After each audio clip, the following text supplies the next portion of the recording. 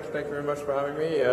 Look forward to talking about the SpaceX Mars architecture, and what I really want to try to achieve here is to make Mars seem possible, make it seem as though it's something that we can do in our lifetimes, and that you can go. And is there really a way that anyone could go if they wanted to? I think that's really the important thing. So, I mean, first of all, why go anywhere, right? I think there are really two fundamental paths. History is going to bifurcate along two directions. One path is we stay on Earth forever, and then there will be some eventual extinction event. I don't have an immediate doomsday prophecy, but it's eventually, history suggests there will be some doomsday event. The alternative is to become a spacefaring civilization and a multi-planet species, which I hope you would agree that is the right way to go. Yes?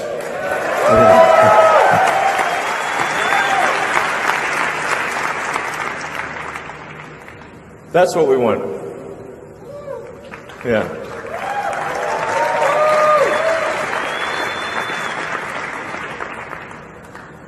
So how do we figure out how to take you to Mars and create a self-sustaining city, a city that is not merely an outpost but could become a planet in its own right, and thus we could become a truly multi-planet species. Sometimes people wonder, well, what about other places in the solar system? Why Mars? Just to sort of put things into perspective, this is an actual scale of what the solar system looks like. So we're currently in the third little rock from the left. That's Earth. Yeah, exactly. And our goal is to go to the fourth rock on the left. That's Mars.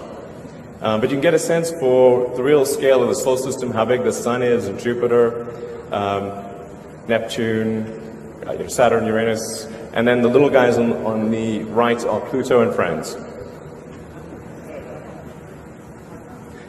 This sort of helps see it not quite to scale, but it gives you a better sense for where things are. So our options for becoming a multi-planet species within our solar system are limited. We have, in terms of nearby options, we've got Venus. But Venus is a high-pressure, super high-pressure hot acid bath.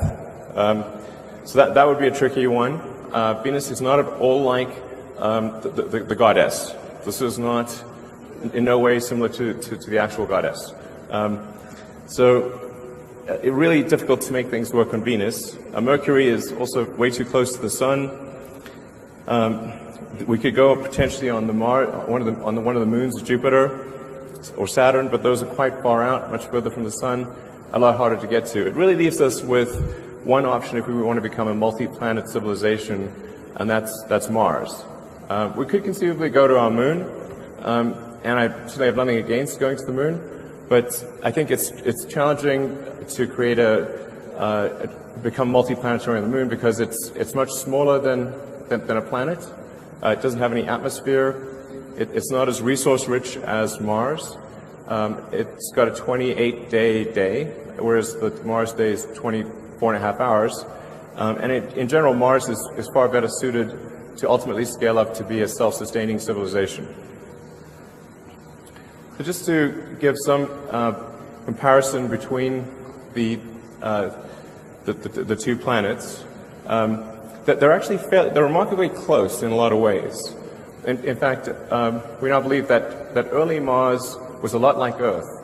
And in fact, if we could warm Mars up, we would once again have a thick atmosphere and liquid oceans.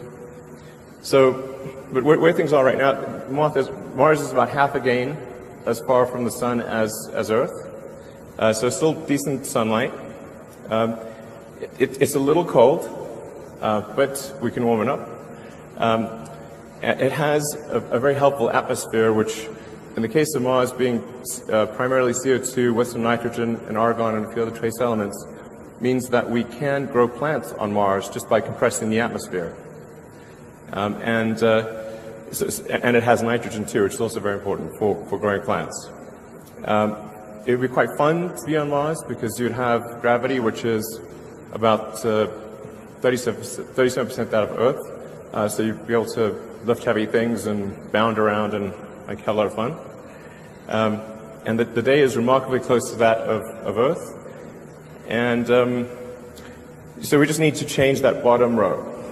Because currently we have 7 billion people on Earth and 0 on Mars.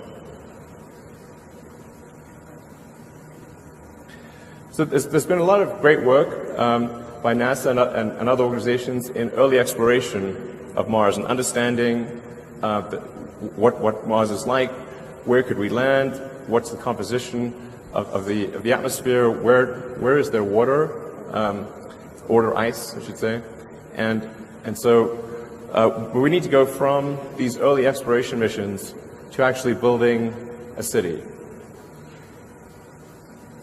The issue that we have today is that if you look at a Venn diagram, there's no intersection of sets of people who want to go and can afford to go. In fact, right now you cannot go to Mars for infinite money. Using traditional methods, if taking sort of Apollo-style approach, an optimistic cost number would be about $10 billion a person. So, for example, the Apollo program, the cost estimates are somewhere between 100 to $200 billion in current year dollars, and we sent 12 people to the surface of the moon, which was an incredible thing, and I think probably one of the greatest achievements of humanity. But that is a steep price to pay for a ticket. That's why these circles only just barely touch. So you can't create a self-sustaining civilization if the ticket price is $10 billion a person. What we need is to move those circles together. And if we can get the cost of moving to Mars to be roughly equivalent to a median house price in the US, which is around $200,000, then I think the probability of establishing a self-sustaining civilization is very high. I think it would almost certainly occur. Not everyone would want to go. In fact, I think a relatively small number of people from Earth would want to go, but enough would want to go and who could afford the trip that it would happen. And people can get sponsorship, and I think it gets to the point where almost anyone, if they saved up and this was their goal, they could ultimately save up enough money to buy a ticket and move to Mars. And Mars would have a labor shortage for a long time, so jobs would not be in short supply. So it is a bit tricky because we have to figure out how to improve the cost of trips to Mars by 5 million%. So this is not easy.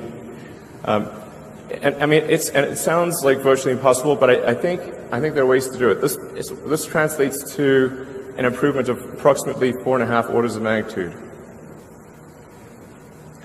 These are the key elements that are needed in order to achieve the 4.5 order of magnitude improvement.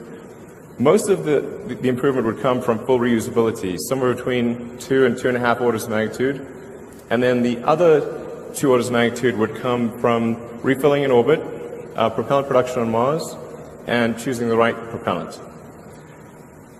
So I'm going to go into detail on all those. Full reusability is really the super hard one. It's very difficult to achieve reusability for even an orbital system, and that challenge becomes even substantially greater for a system that has to go to another planet. But as an example of the difference between reusability and expendability in aircraft, and this you could actually use any form of transport. You could say a car, bicycle, horse. If they were single use, almost no one would use them. It would be too expensive. But with frequent flights, you can take something like an aircraft that costs $90 million, and if it was single use, you'd have to pay $500,000 per flight. But you can actually buy a ticket on Southwest right now from LA to Vegas for $43, including taxes. So that's I mean, that's a massive improvement. Right there, it's showing a 4 order of magnitude improvement. Now, this is harder. The reusability doesn't apply quite as much to Mars because the number of times that you can reuse the spaceship is, the spaceship part of the system is less often because the Earth-Mars rendezvous only occurs every 26 months. So you get to use the spaceship part roughly every 2 years. Now, you get to use the booster and the tanker as frequently as you'd like. And so that's why it really makes a lot of sense to load the spaceship into orbit with essentially tanks dry and have it have really quite big tanks that you then use the booster and tanker to refill while it's in orbit and maximize the payload of the spaceship so that when it goes to Mars, you really have a very large payload capability.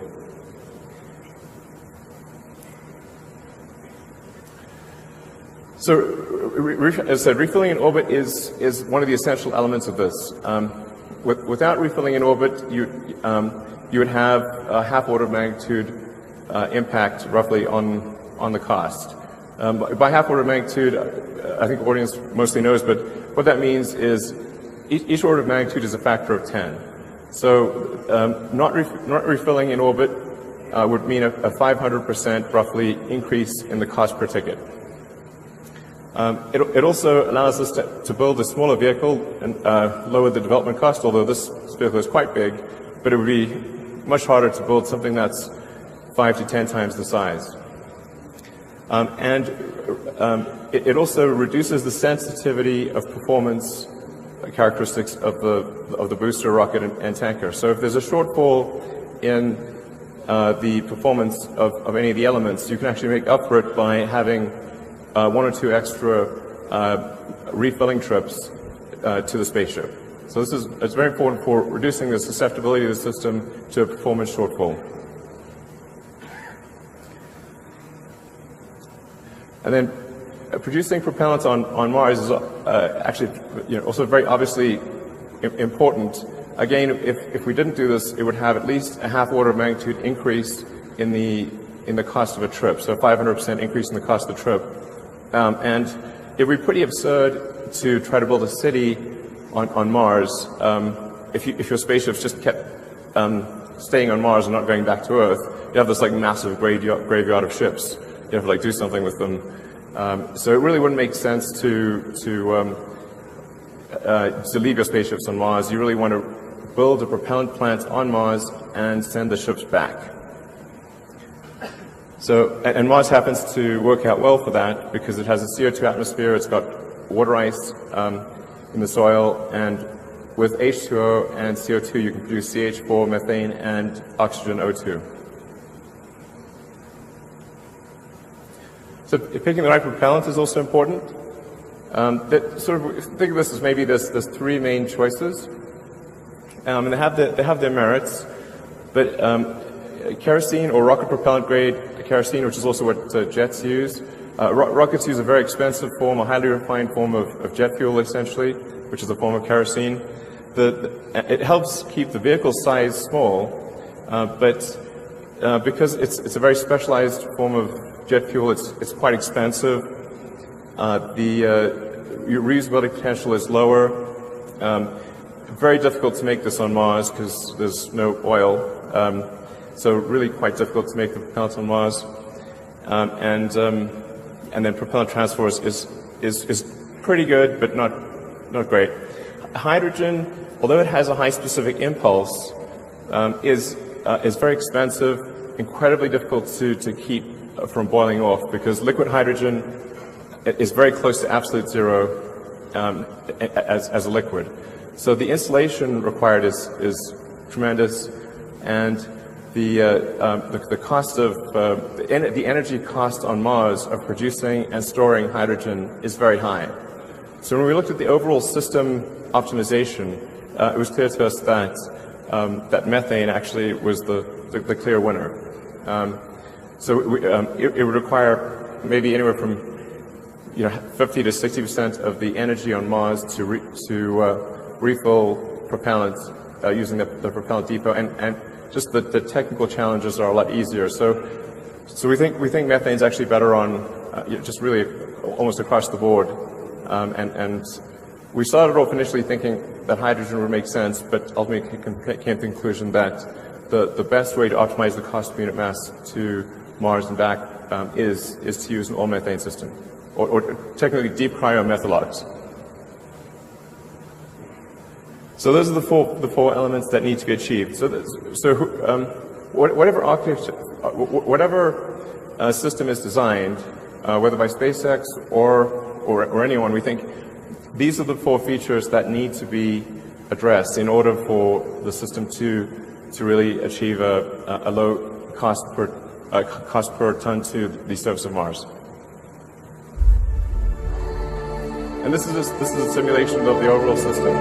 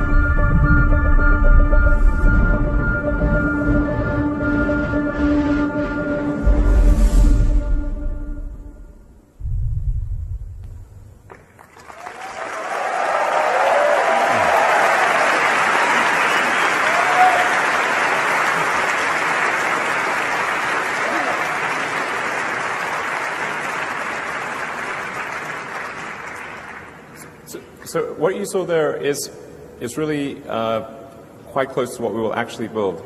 It will look almost exactly what you saw, like what you saw. So this is not an artist's impression. These the simulation was actually made from the SpaceX engineering CAD models. So this is not, it's not just, well, this is what it might look like. This is what we plan to try to make it look like. So in the video, you got a sense for what the system architecture looks like. The rocket booster and the spaceship take off, loads the spaceship into orbit.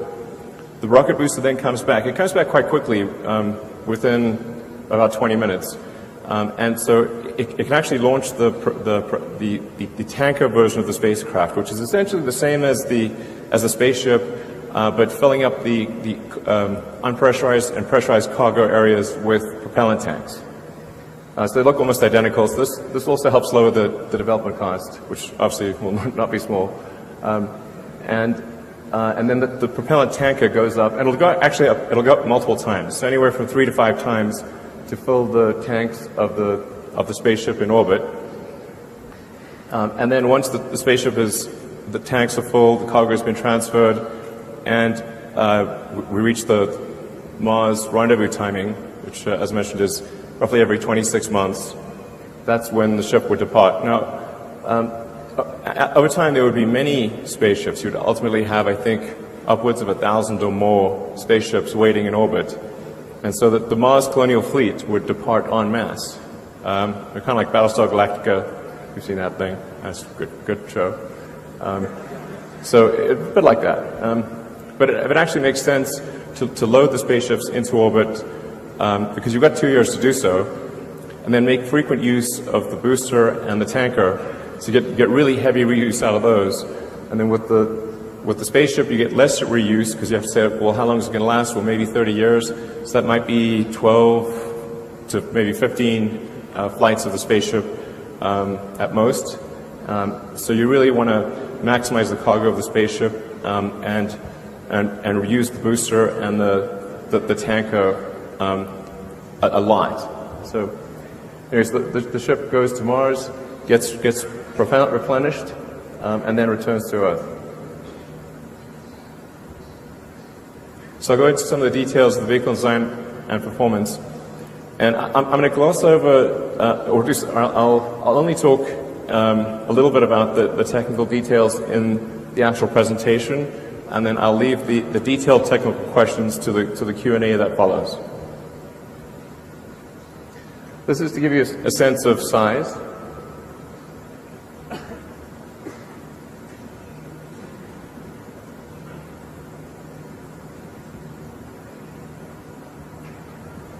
It's quite big.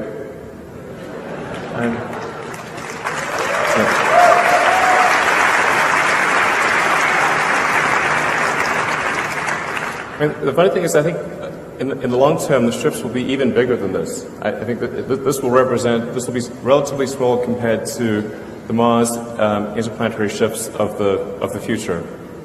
But it kind of needs to be about this size, because if in order to fit 100 people or thereabouts in the pressurized section, plus carry the luggage and all of the unpressurized cargo, to build propellant plants and build everything from iron foundries to pizza joints to you name it.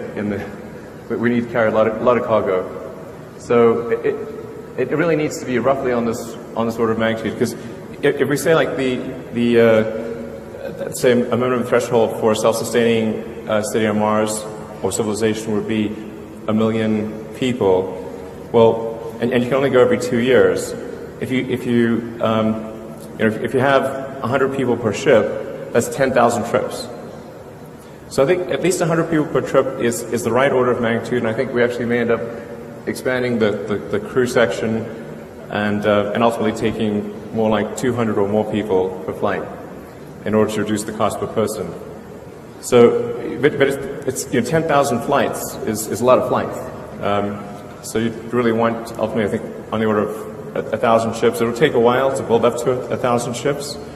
And so I think if you say, when would we reach that million-person threshold, from the point at which the first ship goes to Mars, it's probably somewhere between 20 to 50 total Mars rendezvous. So it's probably somewhere between maybe 40 to 100 years to achieve a fully self-sustaining civilization on Mars. So that's the sort of a cross-section of the ship. And in some ways it's not that complicated, really. It's made primarily of an advanced carbon fiber. The carbon fiber part is tricky when dealing with deep cryogens and trying to achieve both liquid and gas impermeability and not have gaps occur due to cracking or pressurization that would make the carbon fiber leaky. So this is a fairly significant technical challenge to make deeply cryogenic tanks out of carbon fiber. And it's only recently that we think that the carbon fiber technology has gotten to the point where we can actually do this without having to create a liner on the some sort of metal liner or other liner on the inside of the tanks, which would add mass and complexity. So it's particularly tricky for the hot gaseous oxygen pressurization. So this is designed to be autonomously pressurized, which means that the fuel and the oxygen, we gasify them through heat exchanges in the engine and use that to pressurize the tanks. So we'll gasify the methane and use that to pressurize the fuel tank, gasify the oxygen, use that to pressurize the oxygen tank. And this is a much simpler system than what we have with Falcon 9, where we use helium for pressurization and we use nitrogen for gas thrusters. In this case, we would autonomously pressurize and then use gaseous methane and oxygen for the control thrusters. So really, you only need 2 ingredients for this, as opposed to 4 in the case of Falcon 9, and actually 5 if you consider the ignition liquid. So we use a sort of complicated liquid to ignite the engines that isn't very reusable. In this case, we would use spark ignition.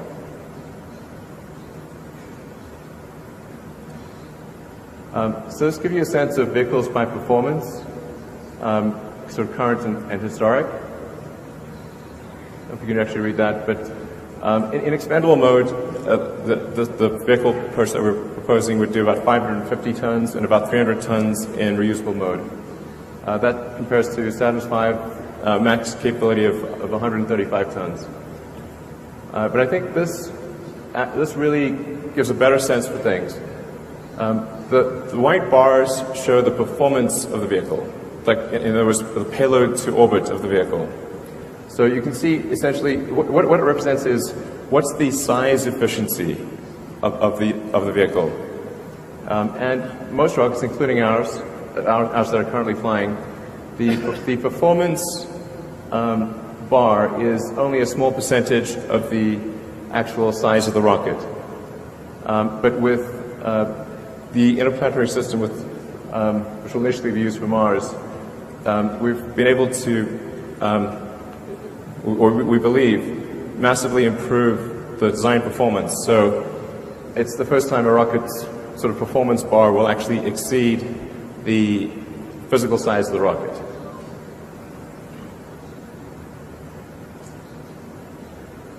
This gives you a more direct sort of comparison. This is the thrust level is quite enormous. We're talking about a liftoff thrust of 13,000 tons. So it'll be quite tectonic when it takes off.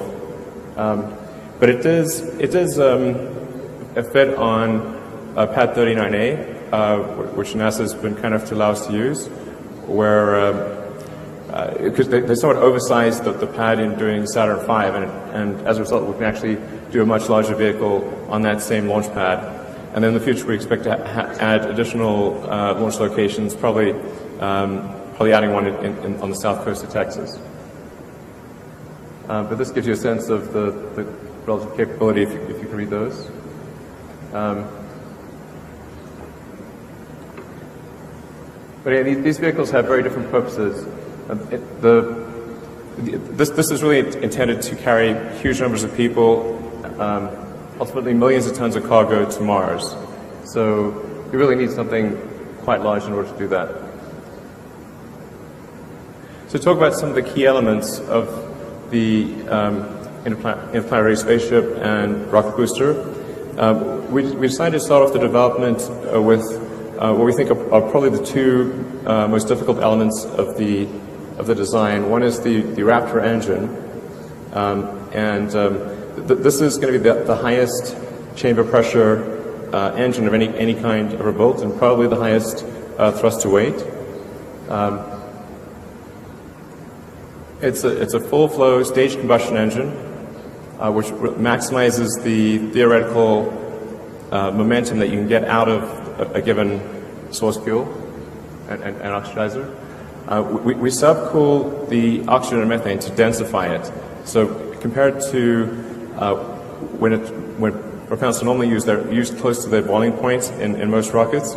In our case, we actually load the propellants close to the freezing point, and that can result in a density improvement of up to around 10 to 12%, which makes an enormous difference in the actual results of the rocket. It also makes it gets rid of any cavitation risk for the turbo pumps, and it makes it easier to feed a high pressure turbo pump if you have very cold propellant.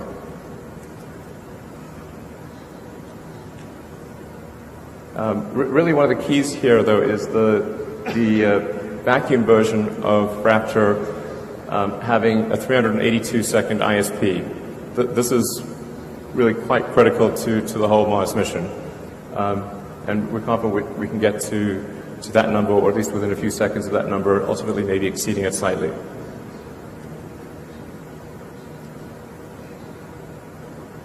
So the rocket booster, in many ways, is really a scaled-up version of the Falcon 9 booster. You'll see a lot of similarities, such as the grid fins, obviously clustering a lot of engines at the base, and the big difference really being that the primary structure is an advanced form of carbon fiber as opposed to aluminum lithium, and that we use autogenous pressurization and we get rid of the helium and the nitrogen. So this uses 42 Raptor engines. It's a lot of engines, but we use 9 on a Falcon 9, and with Falcon Heavy, which should launch early next year, there's 27 engines on the base. So we've got pretty good experience with having a large number of engines. It also gives us redundancy, so that if some of the engines fail, you can still continue the mission and be fine. But the main job of the booster is to accelerate the spaceship to around 8,500 kilometers an hour. For those that are less familiar with orbital dynamics, really it's all about velocity and not about height. So really that's the job of the booster. The booster is like the javelin thrower. So it's got to toss that javelin, which is the spaceship. In the case of other planets, though, which have a gravity well which is not as deep, so Mars, the moons of Jupiter, conceivably one day maybe even Venus. Venus will be a little trickier, but for most of the solar system, you only need the spaceship. So you don't need the booster if you have a lower gravity well. So no booster is needed on the Moon or Mars or any of the moons of Jupiter or Pluto. You just need the spaceship. The booster is just there for heavy gravity wells.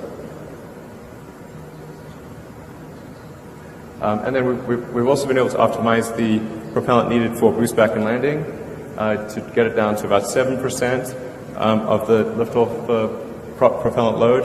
We think with some optimization, maybe we can get it down to about 6%. And we've also are now getting quite comfortable with the accuracy of the landing. If you've been watching the Falcon 9 landings, you'll see that they're getting increasingly closer to the bullseye. And we think, particularly with the addition of some thrusters, some maneuvering thrusters, we can actually put the booster right back on the launch stand. And then those fins at the base are essentially centering features to take out any minor position mismatch at the launch site.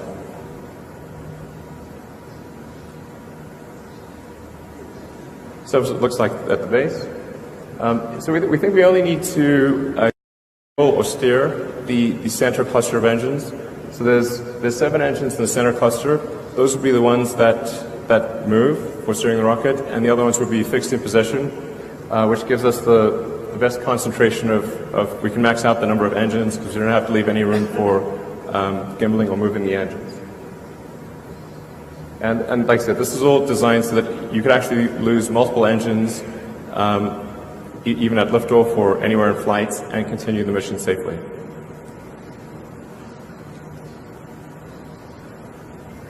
So for the spaceship itself, in the top we have the pressurized compartment, and I'll show you a fly-through of that in a moment. Then beneath that is where we'd have the unpressurized cargo, which would be really flat-packed in a very dense format. And then below that is the liquid oxygen tank. The liquid oxygen tank is probably the hardest piece of this whole vehicle because it's got to handle propellant at the coldest level, and the tanks themselves actually form the airframe. So the airframe structure and the tank structure are combined, as it is in all modern rockets. And in aircraft, for example, the wing is really a fuel tank in wing shape. So that it has to take the thrust loads of ascent, the loads of reentry, and then it has to be impermeable to gaseous oxygen, which is tricky, and non-reactive to gaseous oxygen. So that's the hardest piece of the spaceship itself, which is actually why we started on that element as well, and I'll show you some pictures of that later. So, and then below the oxygen tank is the fuel tank, and then the engines are mounted directly to the thrust cone on the base. And then there are 6 of the high efficiency vacuum engines around the perimeter, and those don't gimbal. And then there are 3 of the sea-level versions of the engine which do gimbal and provide the steering. Although we can do some amount of steering if you're in space with differential thrust on the outside engines. The net effect is a cargo to Mars of up to 450 tons, depending upon how many refills you do with the tanker. And the goal is at least 100 passengers per ship, although I think ultimately we'll probably see that number grow to 200 or more. This chart's a little difficult to interpret at first, but we decided to put it there for people who want to watch the video afterwards and sort of take a closer look, analyze some of the numbers. The column on the left is probably what's most relevant, and that gives you the trip time. So depending upon which Earth-Mars rendezvous you're aiming for, the trip time at 6 kilometers per second, departure velocity can be as low as 80 days. And then over time, I think we'd obviously improve that, and ultimately I suspect that you'd see Mars transit times of as little as 30 days in the more distant future.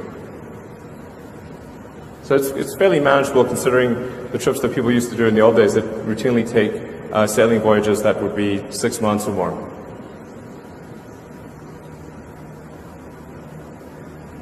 So on arrival, the heat shield technology is extremely important. We've been refining the heat shield technology using our Dragon spacecraft, and we're now on version 3 of Pika, which is phenolic impregnated carbon ablator, and it's getting more and more robust with each new version, with less ablation, more resistance, less need for refurbishment. The heat shield is basically a giant brake pad. So it's like, how good can you make that brake pad against extreme reentry conditions and minimize the cost of refurbishment, and make it so that you could have many flights with no refurbishment at all.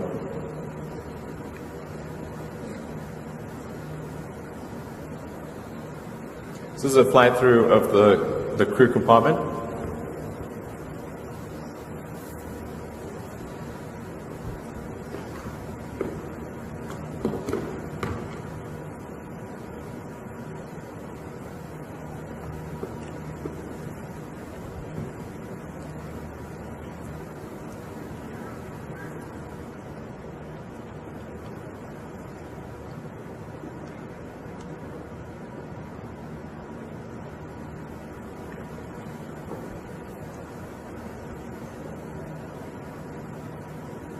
I want to give you a sense of what it would feel like to actually be in the spaceship. I mean, in order to make it appealing and increase that portion of the Venn diagram of people who actually want to go, it's got to be really fun and exciting, and it can't feel cramped or boring. So the crew compartment or the occupant compartment is set up so that you can do zero-G games, you can float around. There'll be like movies, lecture halls, cabins, a restaurant. It'll be like really fun to go. You're gonna have a great time.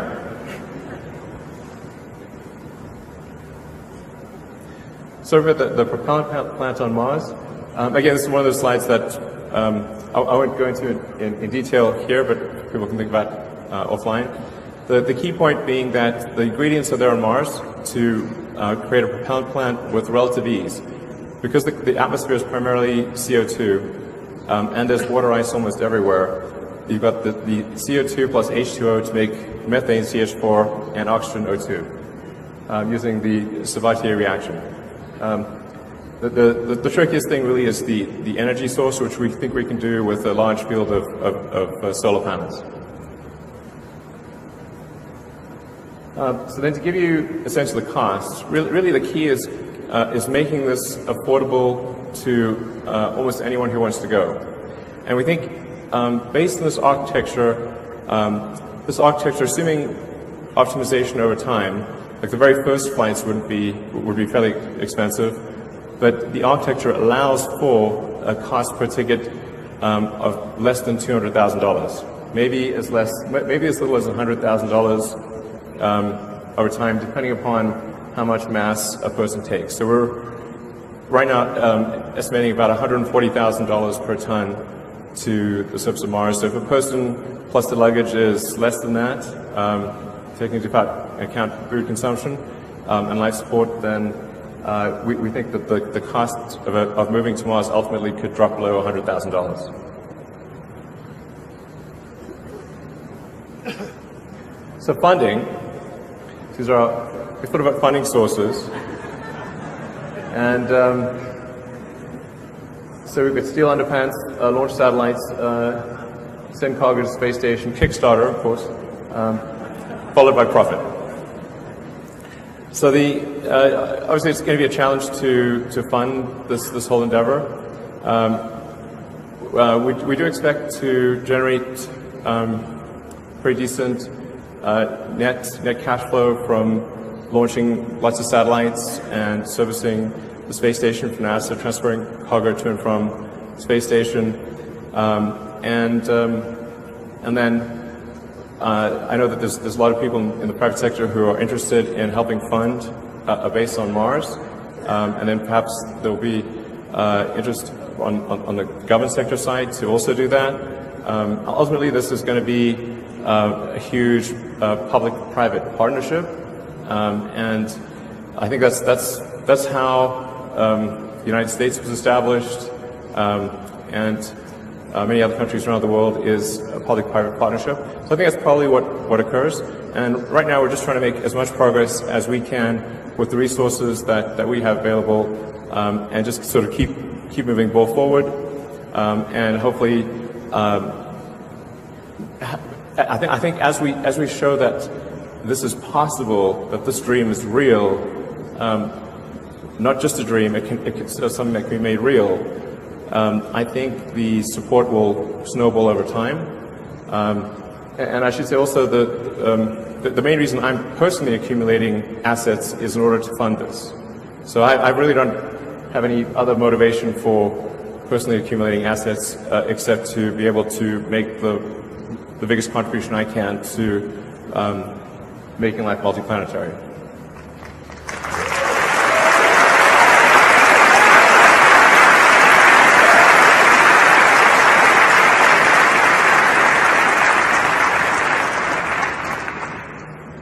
Timelines. Not the best at this sort of thing, but just to show you where we started off, in 2002, SpaceX basically consisted of carpet and a mariachi band. That was it. That's all of SpaceX in 2002. As you can see, I'm a dancing machine.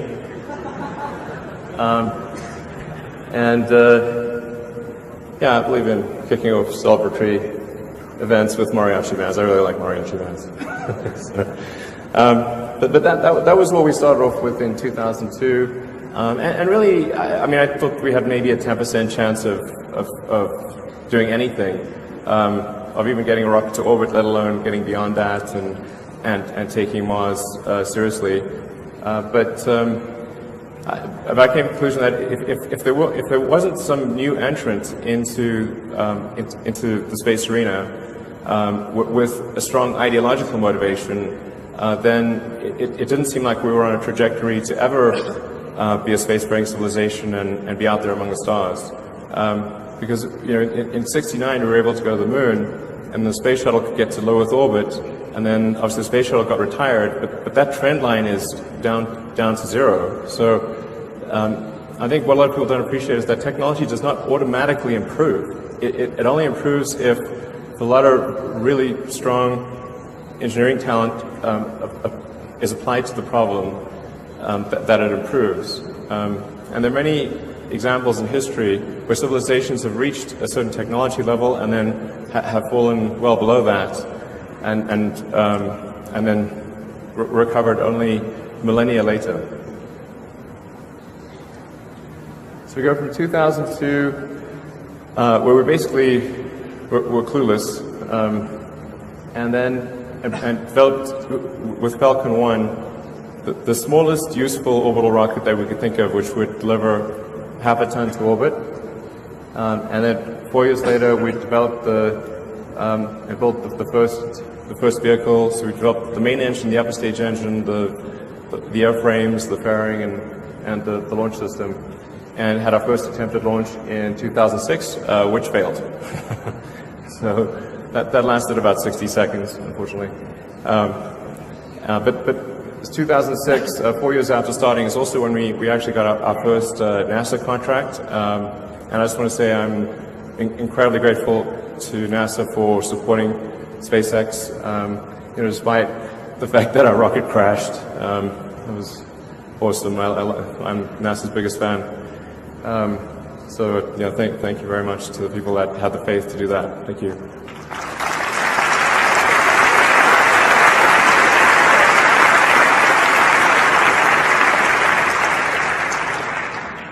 So then, 2006, followed by a lot of grief, and then finally the fourth launch of Falcon 1 worked in 2008, and we were really down to our last pennies. In fact, I only thought I had enough money for 3 launches, and the first 3 bloody failed, and we were able to scrape together enough to just barely make it and do a fourth launch, and thank goodness that fourth launch succeeded in 2008. That was a lot of pain. And then also at the end of 2008 is when NASA awarded us the first major operational contract, which was for resupplying cargo to the space station and bringing cargo back.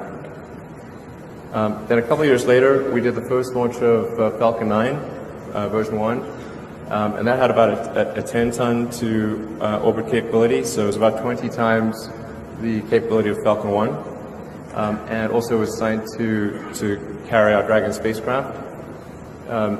Then 2010 is our first mission to the space station, so we were able to finish development of Dragon and dock with the space station in 2010. 2010 is expendable Dragon. 2012 is when we delivered and returned cargo from the space station. 2013 is when we first started doing vertical takeoff and landing tests. And then 2014 is when we were able to have the first orbital booster do a soft landing in the ocean. The landing was soft, it fell over and exploded, but the landing was 7 seconds, it was good. And we also improved the capability of the vehicle from 10 tons to about 13 tons to LEO. And then 2015, well, last year, in December, that was definitely one of the best moments of my life when the rocket booster came back and landed at Cape Canaveral. So that was really, yeah.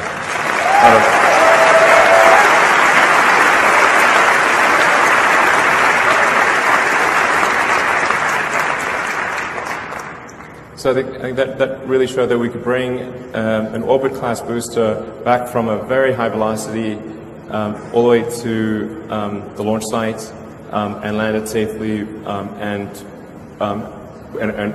with almost no refurbishment required for reflight. And if things go well, we're hoping to refly one of the landed boosters in a few months.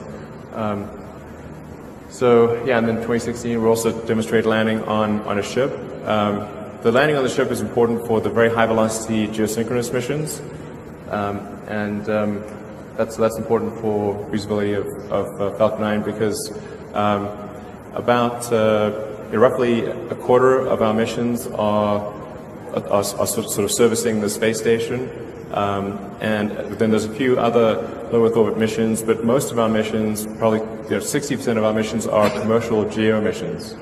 So we've got to do these high velocity missions that really need to land on a ship out to sea. They don't have enough propellants on board to boost back to the launch site.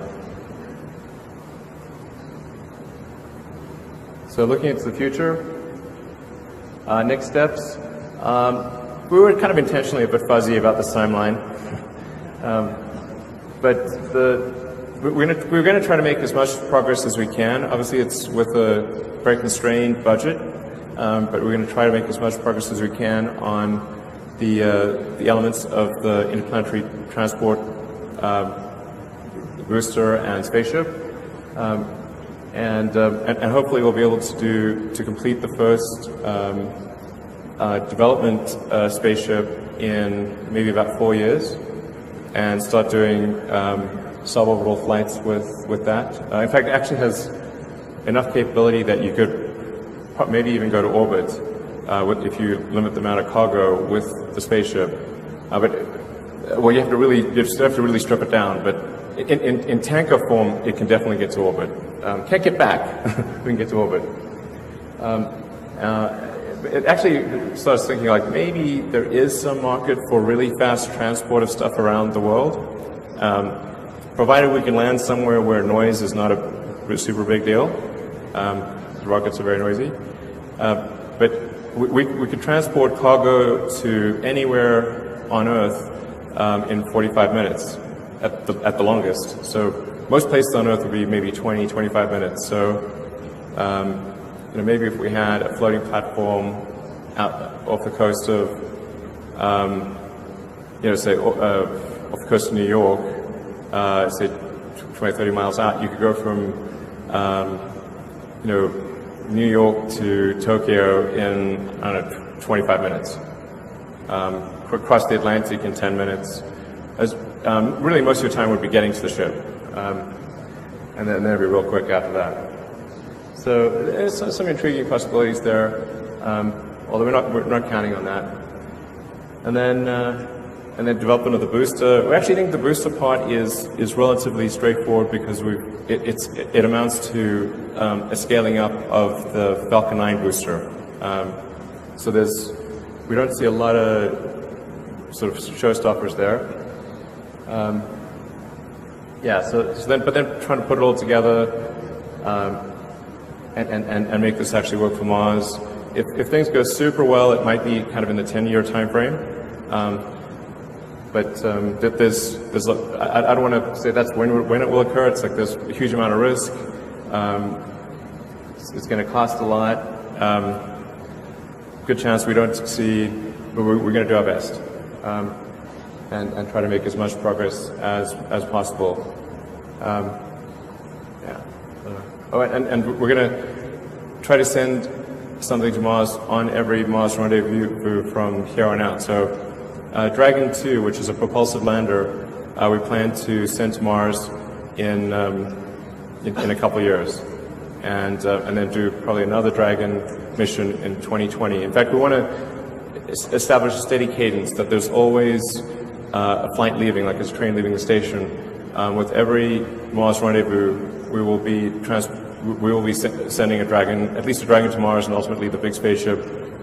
So if there are people that are interested in putting payloads on Dragon, you can count on a ship that's going to transport something on the order of at least 2 or 3 tons of useful payload to the surface of Mars.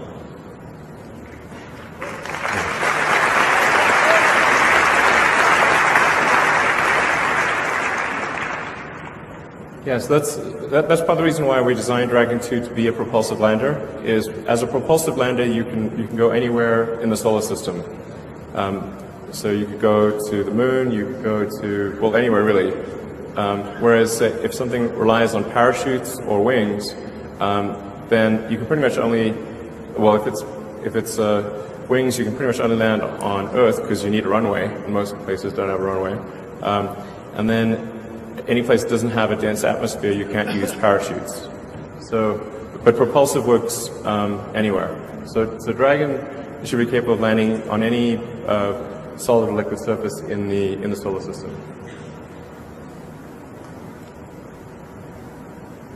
And then I was really excited to see that the team managed to do the all-up Raptor engine firing in advance of this conference. I just want to say thanks to the Raptor team for really working 7 days a week to try to get this done in advance of the presentation. So I really wanted to show that we've made some hardware progress in this direction. And the Raptor is a really tricky engine. It's a lot trickier than Merlin because it's a full-flow stage combustion, much higher pressure. And I'm kind of amazed it didn't blow up on the first firing, but fortunately it was good.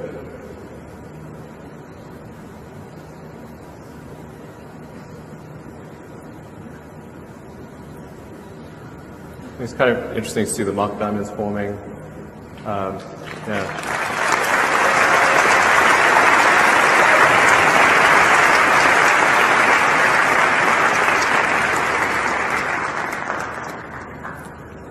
So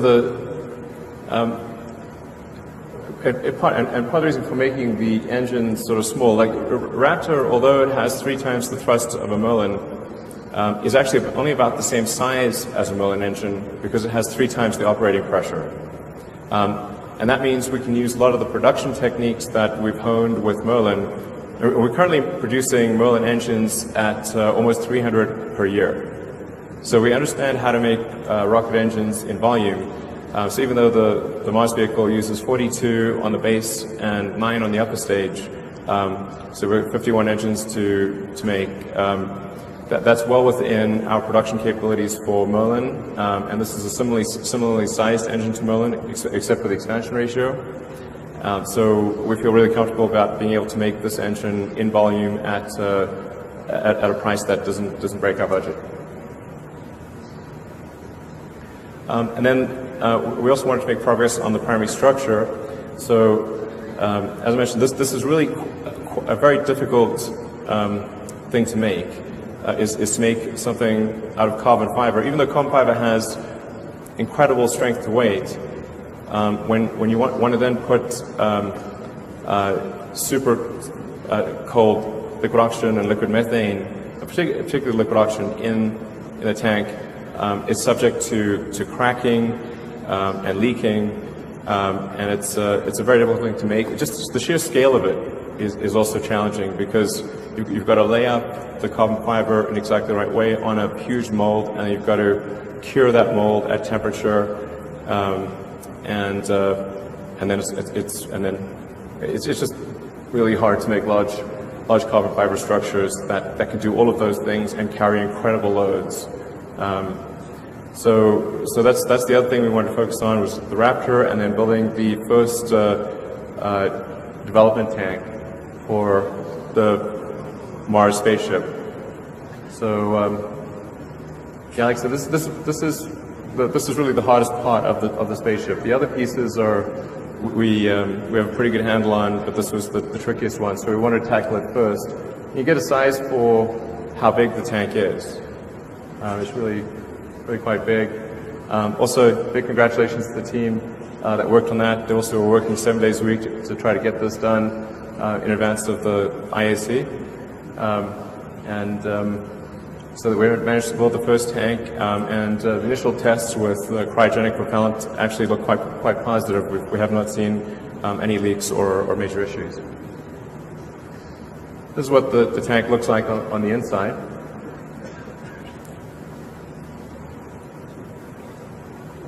So you can get a real sense for just how big this tank is. It's actually completely smooth on the inside, but the way that the carbon fiber plies lay up and reflect the light makes it look faceted. So then what about beyond Mars? So as we thought about the system, and the reason we call it a system, because generally I don't like calling things systems because everything's a system, including your dog, is that it's actually more than a vehicle. There's obviously the rocket booster, the spaceship, the tanker, and the propellant plant, the in situ propellant production. If you have all of those four elements, you can actually go anywhere in the solar system by planet hopping or moon hopping. So by establishing a propellant depot in the asteroid belt or on one of the moons of Jupiter, you can make flights from Mars to Jupiter, no problem. In fact, even without a propellant depot at Mars, you can do a flyby of Jupiter without a propellant depot. But by establishing a propellant depot, let's say Enceladus or Europa or any of there's a few options, and then doing another one on Titan, Saturn's moon, and then perhaps another one further out on Pluto or elsewhere in the solar system. This system really gives you freedom to go anywhere you want in the greater solar system. So you can actually travel out to the Kuiper Belt, to the Oort cloud. I wouldn't recommend this for interstellar journeys, but this basic system, provided we have filling stations along the way, means full access to the entire greater solar system.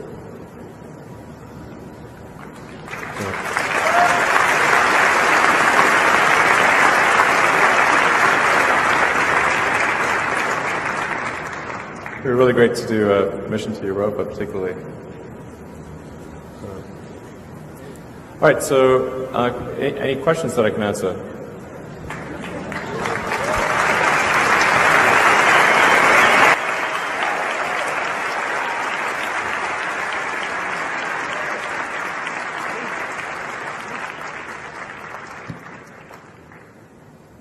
Hello. Yeah, Derek Stamos. I can't see a thing, by the way, so anyway, I won't try to look at you. I'll just hear the disembodied voice. Okay, Derek Stamos of NASASpaceflight.com. Okay. Can you talk a little bit about, from the video, it looks like Launch Complex 39A is going to be the initial launch site. Can you talk about some of the initial test flights, modifications to the pad, and where the booster and spacecraft may be built? Sorry, I think you may need to speak a little bit louder. Sure. The video showed launching from Launch Complex 39. Can you talk a little bit about initial test flights, booster construction site, and where the spacecraft may be built, as it seems to be too large to transport by road or any other terrestrial transport? Yeah, so we are expecting to do the initial flights from 39A. So we're planning to set up 39A such that it can launch either Falcon Heavy or the interplanetary system. It's quite a big launch site, so I think we can do that. In terms of construction of the ship and booster, you're right, it is quite big, not something you can really transport on the roads. So I think we would probably look at construction of the booster and the spacecraft. We're actually looking at Mashud, Louisiana, as one of the possibilities. But I think we would end up constructing the booster and spacecraft in probably multiple states, and then perhaps doing final assembly at the launch site. Thank you. Right here. Hi, Elon. Right here in front of you. I'll jump. Okay, great. It's very nice to meet you. My name is Aldo. And 3 weeks ago, I was at Burning Man in the Nevada desert. Great. And it felt like I was in Mars. It was a dusty storm, and it was really cold at night, and there was no water. But there was one problem at Burning Man. With a population of only 75,000, there was a lot of shit. And there was no water to take it into the rivers, which is kind of what we do today in our current sanitation system. So I was like, is this what Mars is going to be like? Just a dusty, waterless shitstorm? So I was like, hey, Elon, are you working on a sustainable sanitation? Are we going to have a toilet in Mars that doesn't use water? Today on Earth, there's 3 billion people that don't have a toilet. Guys, I actually have to say, we have to keep no essays, only questions. All right, so are you working on a toilet for Mars? Yeah. I think Mars actually has a huge amount of water and water ice, so I don't think we'll really suffer a water shortage in Mars. The main thing about Mars is actually going to be energy. If you have energy, there's plenty of water because there's massive amounts of ice. So it's really just about getting huge numbers of solar panels out there and potentially doing geothermal energy. And ultimately, I think assuming the public is receptive, there might be nuclear. I think certainly if you build nuclear on Mars, as to whether you transport nuclear to Mars would be kind of up to the public to decide. All right, next question. I'm George Lordos from MIT SDM and MIT GSLI. Elon, the first humans on Mars will be in the history books, as we all know. Who should these men and women be? Maybe children too. Who should these people be carrying the light of humanity to Mars for all of us? Thank you. Well, I think the first journeys to Mars are going to be really very dangerous. The risk of fatality will be high. There's just no way around it. So I would not suggest sending children, or it would be basically, are you prepared to die? Then that's okay. Then you're a candidate for going.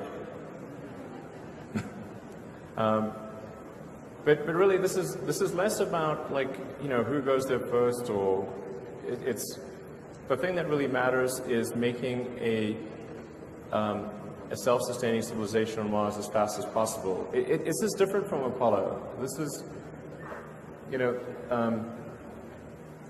this is really about minimizing existential risk and having a tremendous sense of adventure.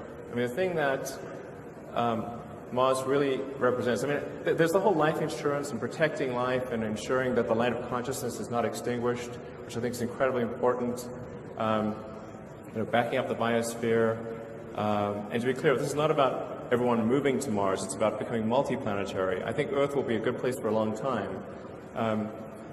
But it's the probable lifespan of human civilization will be much greater if we're a multi-planet species. Now that's the defensive argument, but the argument that I actually find most compelling is that it would be an incredible adventure. I think it would be the most inspiring thing that I could possibly imagine. And life needs to be more than just solving problems every day. You need to wake up and be excited about the future and be inspired and want to live.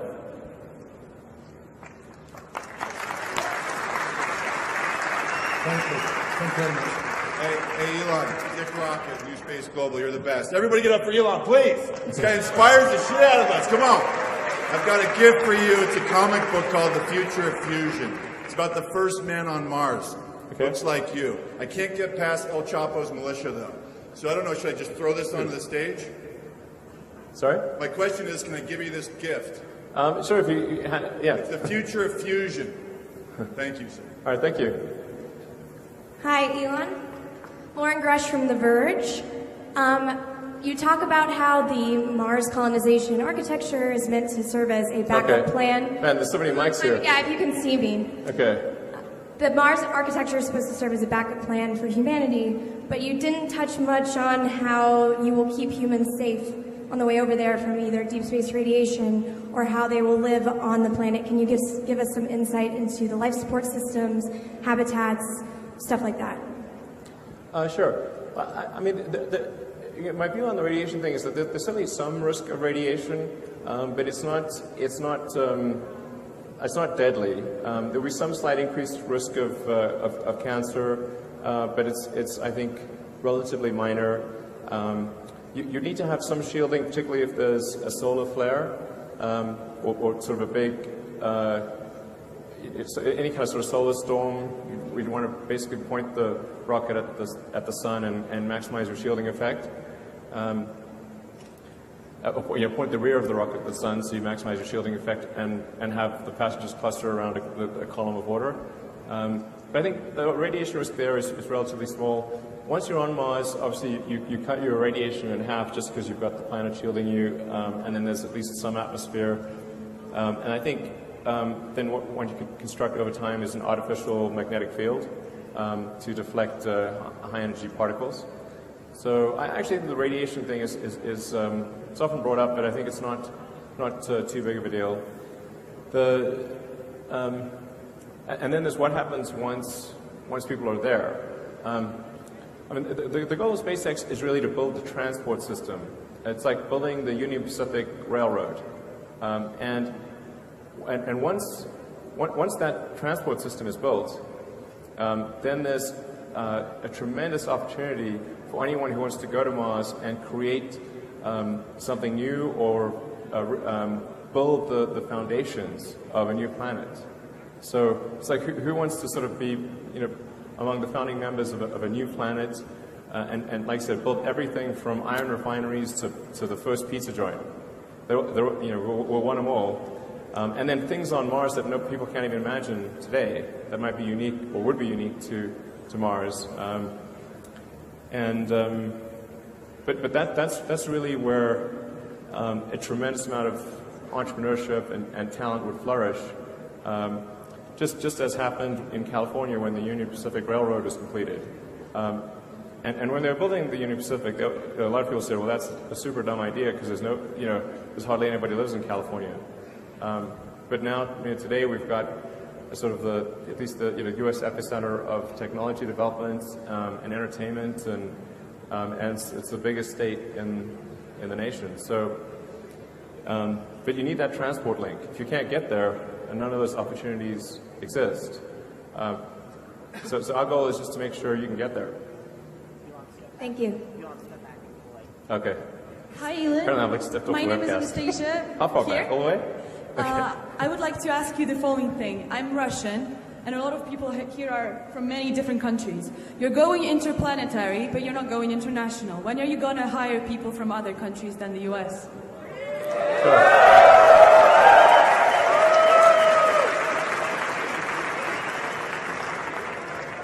Yeah, so I think people are a bit confused about this. Unfortunately, this is not up to us. So the U.S. government regulations, they make getting a job in the U.S. hard as it is, just getting a job visa hard as it is. But if you're working on rocket technology, that's considered an advanced weapons technology.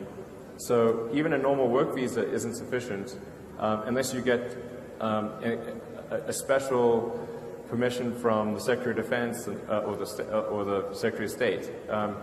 So I want to be clear, this is not out of some desire of SpaceX to just hire people with green cards. It's because we're not allowed to do anything else.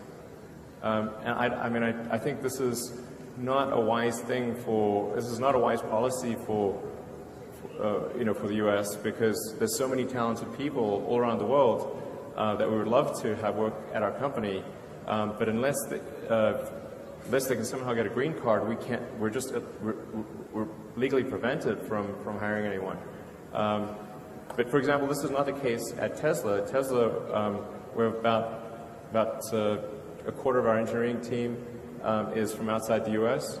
and maybe even 30%, because we don't have the ITAR restriction.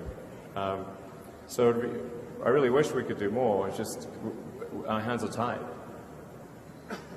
Thank you. Cool. Hey, Elon. So can't wait for the SpaceX improbability drive.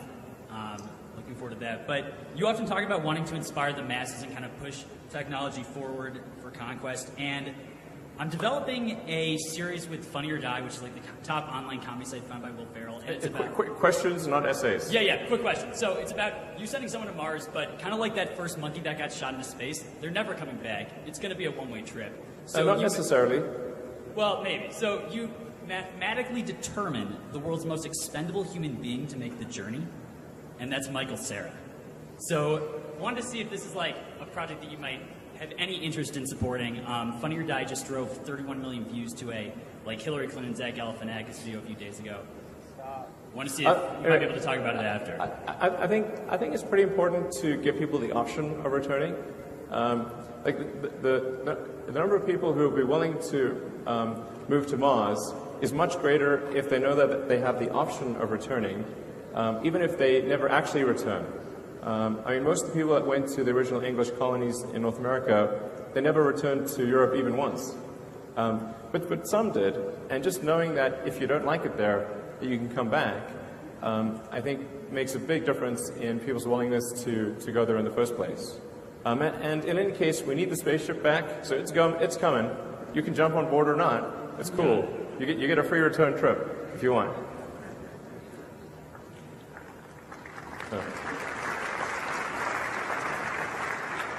Hi, Elon. Cameron Ashgard here from the Outer Space Education Alliance. Over the years, we've watched in admiration as you've drawn up great blueprints of how we are going to get to Mars. I'm just curious about what type of initiatives you have in mind for answering the question of why and increasing public interest in actually desiring to do such a thing that's so vast and complex. No, exactly. That's why I really want. I started off the talk by saying what really matters is the intersection of sets of people that want to go and can afford to go. So that anything that can be done to increase the desire of people to go, I think is a good thing. And there's been a lot of Mars shows, Mars movies, and there's some TV shows that I know that are getting written, and you really want to create the dream of Mars in people's minds and have it be like, it's the new frontier, and make it as exciting and fun and desirable as possible. So I think this is where the entertainment industry can play a huge role in just imagine, putting that dream in people's heads, showing them what it can be like, and I think this is really something that appeals to anybody with an exploratory spirit.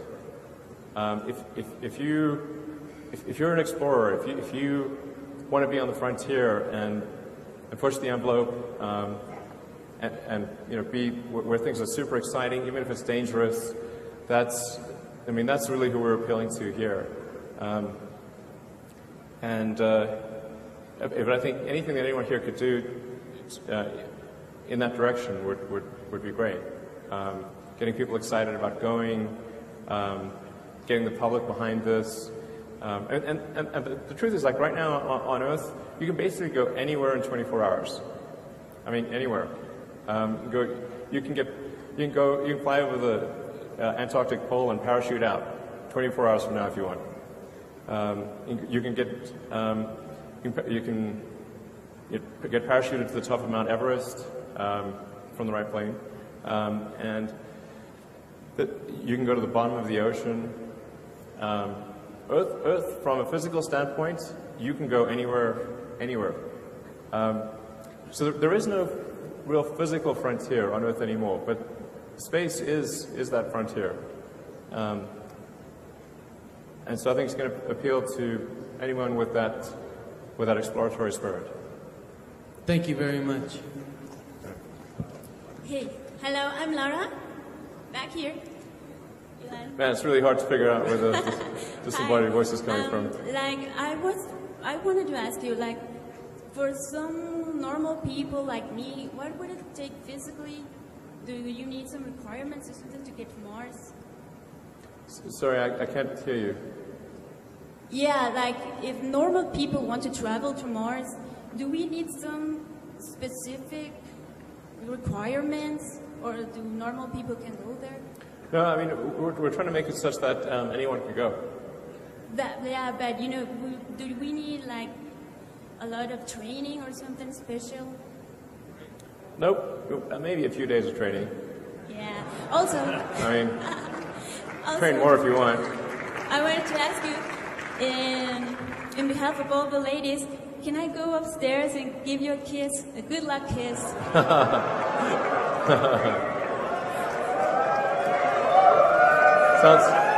Sounds great. I don't have him here, but thank you. Appreciate the thought. Hi, Jeff House, Space News, over on your right. Question on resources. How much resources are you putting into this development right now in terms of funding, employees, and so on? And how do you expect that to change as the development of the booster and spaceship ramp up?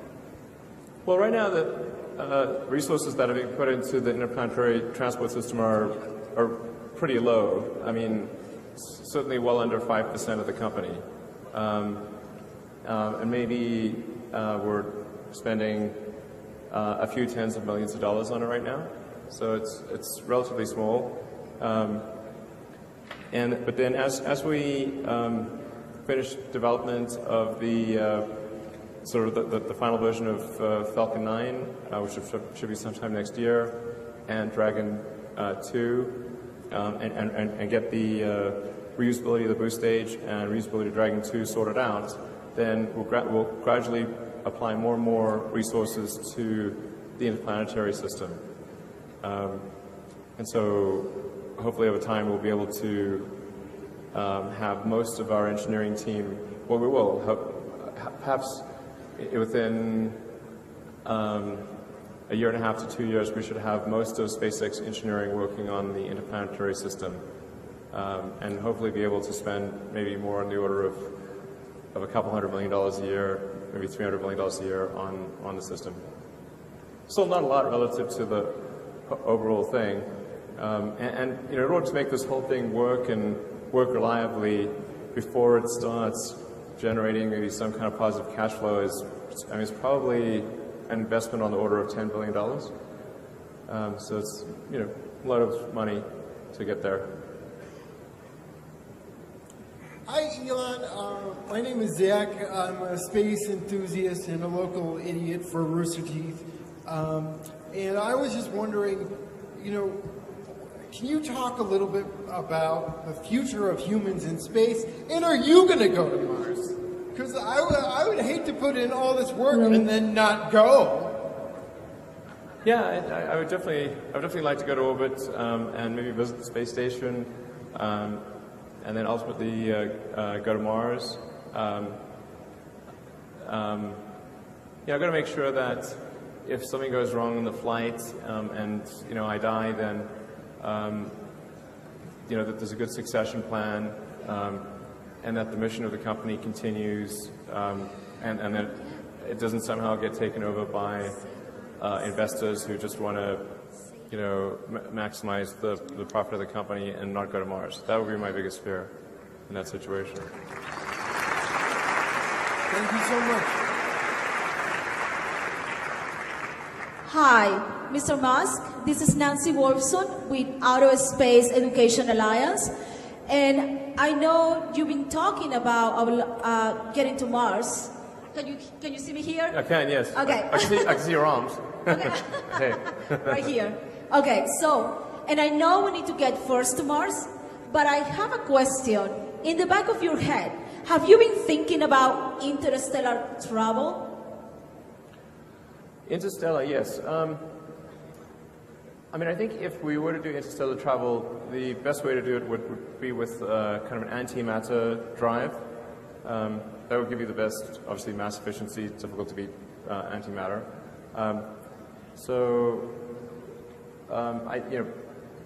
But even in a best case scenario, that's really quite a long journey even to get to Proxima Centauri. I think the key thing is to establish a base on Mars. And as soon as there's a base on Mars, then there's a very powerful forcing function for improving space transport technology.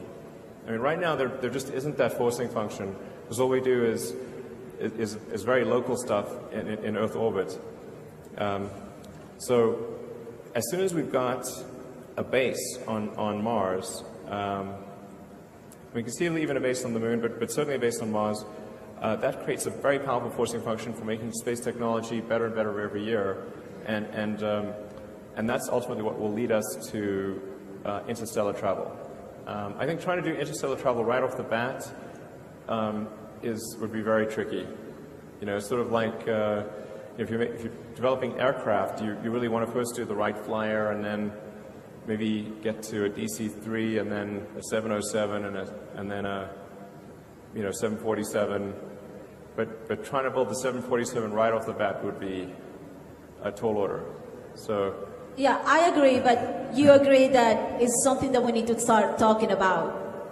Yeah, I think it's definitely worth talking about. I mean, I think the technical solution, like I said, is I think optimally antimatter.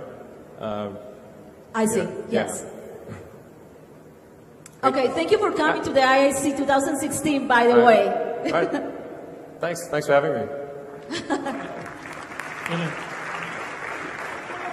I was curious to know if you ever considered the idea of using a cycler and a semi-cycler to go to Mars on a routine basis, and if yes, why didn't you eventually go for it? Yeah, I think I don't know, when we do the trying to figure out the best cost per unit mass to the surface of Mars, I mean, you could do a cycler, but our calculations at least show that it's just better to go directly there, and not have a cycler. The transit time actually matters quite a lot for reuse of the spaceship. So if you can reuse that spaceship very frequently, then your cost per ton to Mars drops a lot. So now we could be wrong about that, and it could turn out in the future that having a cycler is a good way to go. But I would consider that to be in the realm of potential future optimization, along with having a propellant depot on the Moon. That might make sense, but I would say put that in the category of future optimization. Thank you.